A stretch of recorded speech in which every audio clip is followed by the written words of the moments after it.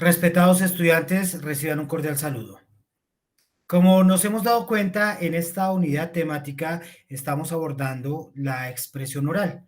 La expresión oral entendida desde diferentes enfoques, desde el aspecto social, desde el aspecto académico, entre otros. En este video tendremos en cuenta algo realmente importante y es identificar los posibles errores que podemos tener al momento de realizar presentaciones orales y cuál es la forma más eficiente de solucionarlos. Como primera instancia, vamos a partir del concepto de los posibles errores que tengamos en cuanto a la estructura, en cuanto a la organización dentro de nuestra presentación. En este sentido, la primera sería la falta o la ausencia de un índice, ¿sí? ¿En qué consiste? Pues se refiere a no incorporar una agenda al inicio de la presentación. Muchachos, es importante incluir un índice porque este señala la estructura de la presentación y permite al orador ordenar su discurso y de la misma manera identificar los diferentes, las diferentes momentos en los cuales nos vamos a encontrar dentro de la disertación oral. ¿Cómo podemos evitarlo? Siempre construyamos una agenda o un índice que dé cuenta de las ideas principales de la presentación y el orden en el cual vamos a presentarla. El segundo error que podemos cometer al momento de la estructura es la falta de conexiones entre las ideas. ¿En qué consiste esto?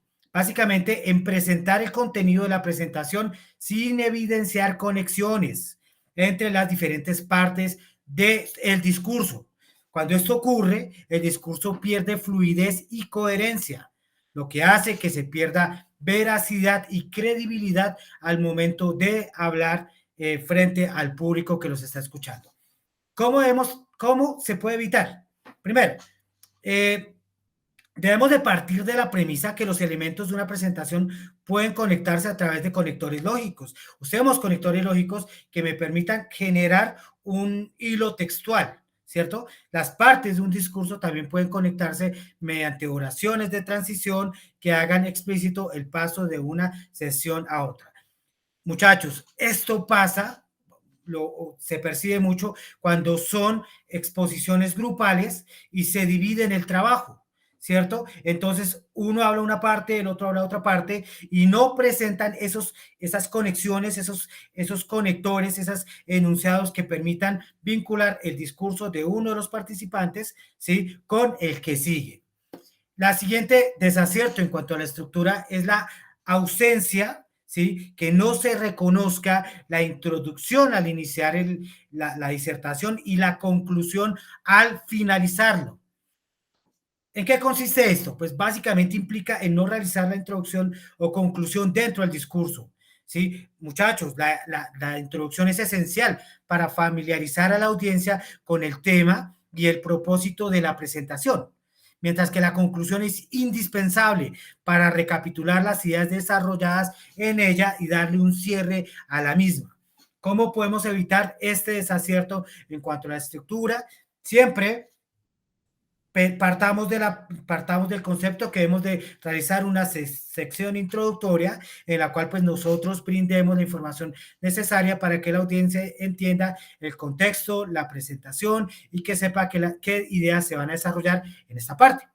¿Sí? Y en el mismo sentido vamos a dar un espacio de cierre al discurso, ¿cierto? Por medio de una conclusión en el cual siempre debemos retomar las ideas principales y las ideas secundarias. Ahora, ¿qué errores podemos cometer al momento de usar los recursos visuales? ¿Sí? Los recursos visuales son importantísimos en cualquier presentación de corte oral, puesto que le va a permitir que el discurso no se quede en un aspecto muy plano y además que sea un poco más interactivo. ¿Sí? El primer desacierto que podemos tener es el desaprovechamiento del recurso visual. Es que a veces ni siquiera tenemos en cuenta esa presentación, esas diapositivas, esos esquemas que he realizado. ¿Y en qué consiste esto? Pues básicamente consiste en entender que el recurso gráfico como un componente decorativo secundario respecto al discurso, ¿cierto? Al contrario, es importante reconocer que el recurso visual es un elemento importante de la presentación, dado que sirve de apoyo al orador como a la audiencia. A veces cuando hablamos se nos quedan ideas sueltas, ¿sí? que son importantes, entonces la presentación me presentará, valga la redundancia, eso que es realmente importante. ¿Cómo debemos evitar esta situación? Primero, debemos diseñar un recurso con el fin de que funcione. Esa es la premisa, ¿sí? Como una herramienta estratégica que llame la atención de la audiencia y que facilite la comprensión del discurso. Otro desacierto que suele ocurrir al momento de usar los recursos visuales es el exceso de contenido, el exceso de contenido escrito. Esto hace referencia a usar del lenguaje escrito en las diapositivas. Cuando cargamos las diapositivas con mucho texto, ¿sí? Y a veces que es aún un poco más complejo y también igual de difícil que pueda afectar nuestra exposición cuando nos dedicamos únicamente a leerlo, ¿cierto? Eh, el exceso de contenido textual dentro de una diapositiva puede confundir al expositor y puede afectar la atención y el interés de la audiencia. Al ver tan recargada la información, la persona que nos está escuchando, pues prestará atención a otros elementos externos que no son los relacionados con nuestra exposición. ¿Cómo podemos evitarlo? Siempre tratemos de usar imágenes, usemos videos, gráficos, transiciones, que la presentación se vuelva agradable, ¿cierto? Y muy importante, intentemos lograr que más de la mitad del contenido sea gráfico, no solamente escrito. Muy bien. Otro de los desaciertos que tenemos al momento de presentar nuestras exposiciones es los desaciertos en cuanto al lenguaje verbal, ¿cierto? El primer error o desacierto es el uso lenguaje coloquial. ¿Qué es esto? Pues implica el uso de palabras imprecisas o de expresiones que están de moda o que hacen parte de una determinada cultura, ¿sí? Como por ejemplo ser un bicho raro, hay que ponerse las pilas, ¿sí? El lenguaje coloquial le resta profesionalismo y formalidad a su presentación. Es, muchachos, ubicarnos en el campo profesional en el cual nos estamos formando. ¿Cierto? Entender que no vamos a hablar de la misma manera como hablamos con nuestros amigos, sino vamos a dirigirnos a un grupo, a una audiencia que son nuestros pares dentro del aspecto profesional. ¿Cómo podemos evitarlo? Siempre debemos preguntarnos, ¿uso las palabras en sentido literal en las ideas que intento transmitir? ¿Sí? También, ¿las palabras usadas en el discurso son conocidas por el público? Sí, y la siguiente pregunta, ¿hay expresiones que tienen significados ambiguos en mi cultura? ¿Sí? Al responder esas preguntas, delimitaré el lenguaje de una forma mucho más formal, mucho más clara para que todo el público que me está observando me entienda. Otro desacierto que tenemos es el exceso de lenguaje especializado. Es la otra parte, es el otro extremo de este uso del lenguaje coloquial. Básicamente consiste en el uso reiterativo de palabras pertinentes a disciplinas específicas o poco frecuentes en el discurso oral. ¿Qué pasa con esto? Básicamente dificulta la comprensión del discurso por parte de la audiencia. Debemos partir de la premisa y es que algunas de las personas, ¿sí? Teniendo en cuenta la situación comunicativa a la cual yo me esté enfrentando, tal vez no tengan conocimiento de unos términos especializados. Entonces ¿cómo puedo evitarlo? ¿Cómo puedo darle solución a esta problemática? Siempre, si voy a usar unos tecnicismos que sean estrictamente necesarios para la presentación, ¿sí? Y preferiblemente hay que definirlos en la introducción. Hay que preguntarnos, ¿alguien que no pertenezca a mi disciplina podría comprender este discurso? ¿Cómo puedo explicar conceptos específicos de una forma más sencilla? Y el responder esos conceptos me permitirá darle fuerza a mi discurso y que sea más claro, mucho más sencillo. Siguiente tipo de desaciertos es en cuanto al lenguaje no verbal, ¿cierto?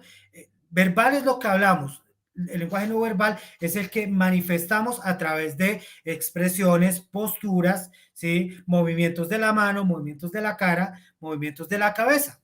Ejemplo, uno de los errores más comunes y que debemos evitar es la ausencia de contacto visual adecuado. ¿Sí? ¿Qué ocurre? Implica no mantener el contacto visual con la audiencia o mirar a un solo lugar. Cuando no miro a las personas que me están escuchando o me quedo mirando a un solo lugar, ¿cierto? Esto debe evitarse puesto que el contacto visual refleja seguridad y permite relacionarse con la audiencia. Voy a demostrar confianza, voy a demostrar que sé sobre el tema. Otro error que cometemos en cuanto a esta parte del contacto visual es que a veces nos quedamos únicamente mirando a la persona que me va a evaluar, que en este caso sería el docente. No, el docente es parte de la audiencia, por eso debemos mirar a todo el mundo. ¿Cómo lo puedo evitar? Siempre miremos a la audiencia a los ojos, ¿sí? Por un tiempo determinado.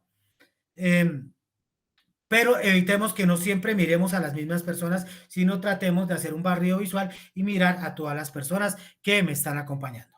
¿Sí? Muy importante, en caso de que la presentación sea virtual, como lo vemos en los nuevos enfoques de la educación, siempre hay que dirigir la mirada a la cámara.